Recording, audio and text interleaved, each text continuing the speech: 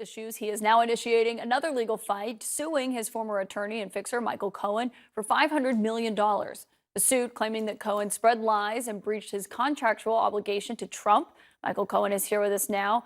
Part of the lawsuit is over claims that he made in his book, Revenge, how Donald Trump weaponized the U.S. Department of Justice against his critics, as well as his podcast, Mea Culpa. Cohen's other podcast is called Political Beatdown. Michael, thank you for being here. We obviously want to talk about this lawsuit from Trump, but you wanted to respond to what you heard from the former attorney general. Yeah, someone forgot to tell the former attorney general that his responsibilities as an attorney general is to represent the people of the United States of America, not just one man, meaning his boss at the time, Donald Trump. And that's the biggest problem, because I sat and I listened to the comments coming out of his mouth, and I'm still trying to figure out what this buffoon was talking about. It was back and forth, circular. He didn't answer a single question. And then, of course, with the refute of the, Jeffrey Berman book, there's nobody as it comes to Jeffrey Berman's book has acknowledged that anything that the other person has said is accurate.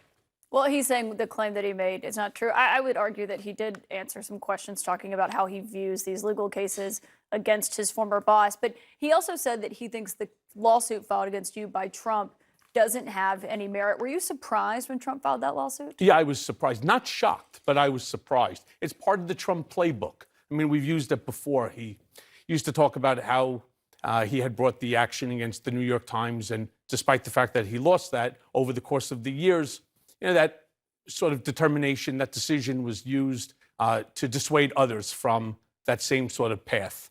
But I was wondering whether Donald, at the time that he was coming up with $500 million, thought he was like Dr. Evil, putting his finger up to his mouth, trying to think about having fun at somebody else's expense. Why do you think he did this now? Because the comments you've been saying, he's alleging you're breaching attorney-client privilege by talking about what you all spoke about privately and agreements you signed.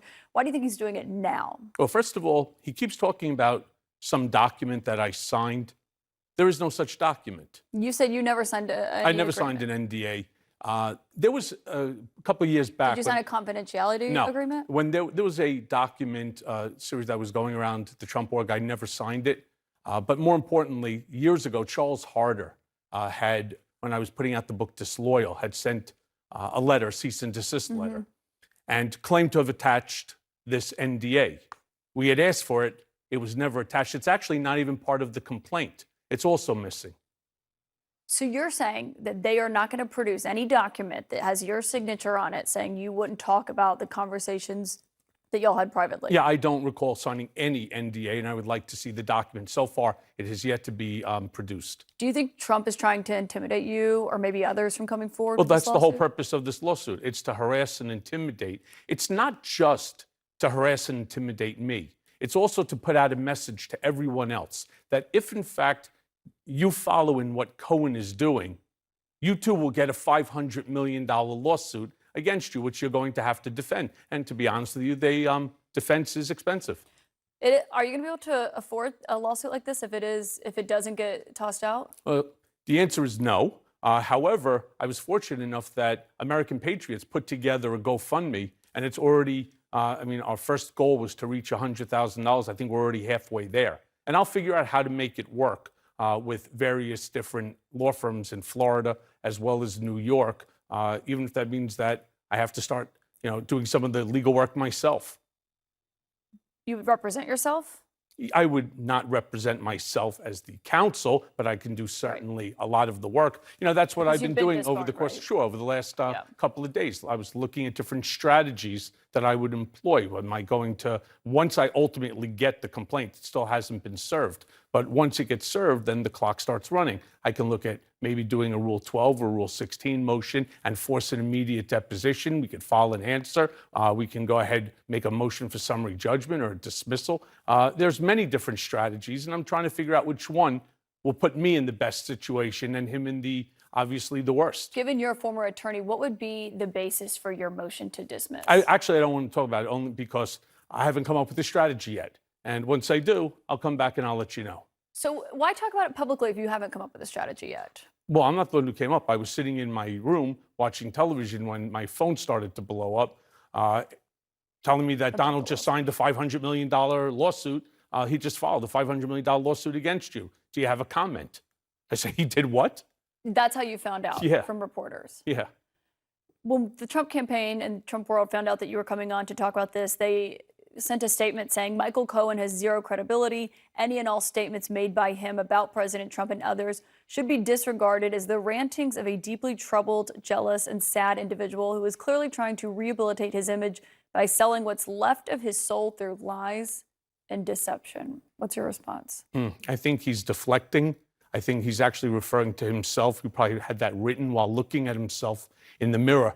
I heard the same stupidity when Bob Costello, after he was before the grand jury, came out in front of the gaggle and said basically the same thing. This is Donald Trump's playbook. Use the same lines over and over again. Rat, convicted perjurer, felon, no credibility. This is how Donald Trump plays. And I know the playbook because I wrote part of it.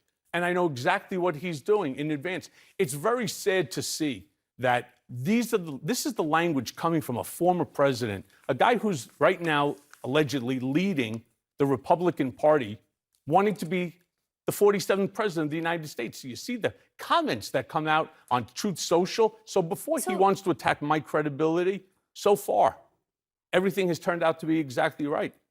District attorney here in New York, grand jury ended up indicting based upon not just my testimony, but multiple people's testimony. Can I push you on something, though? Because for those of us who have covered Trump and therefore known you for a long time, it's still stunning, even after all these years, to see the disconnect between the two of you. The lawsuits, you filed lawsuits against him that were dismissed. He's now filing a lawsuit against you. I'm sorry, what case did I file that's just been dismissed? When you filed the suit against Trump and Barr and just the U.S. generally, when you went back to when you were back to prison after you wrote It's on appeal.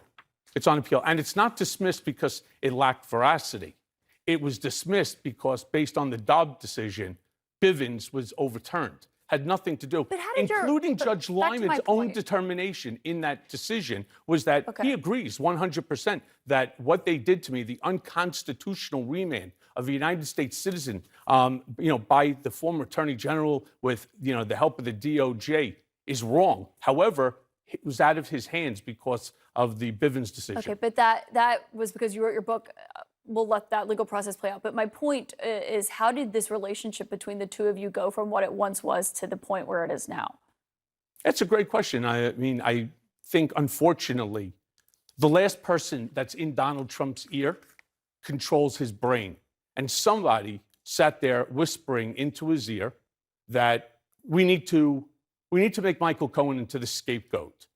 And when I ultimately realized, for example, when Bob Costello was trying to become part of my legal defense team after the raid on my home, the hotel, and so on, I realized that I'm going to be Donald's scapegoat. And I would never allow history to remember me as Donald Trump's, as responsible for Donald Trump's dirty deeds. It wasn't going to happen. My last question, this lawsuit references the books, the podcasts, your public appearances. When I read the transcript of when Trump was arrested, the judge himself was also concerned about not just what Trump is saying on Truth Social, but witnesses speaking publicly. You speak publicly often after you testify to the grand jury. You come on television a lot. Do you worry that you could hurt the case, that you're out there so publicly talking about it that it could be damaging? No, because nothing that I've come on television and talked about references any of the conversations or any of the information that either I discussed with the grand jury or the district attorney.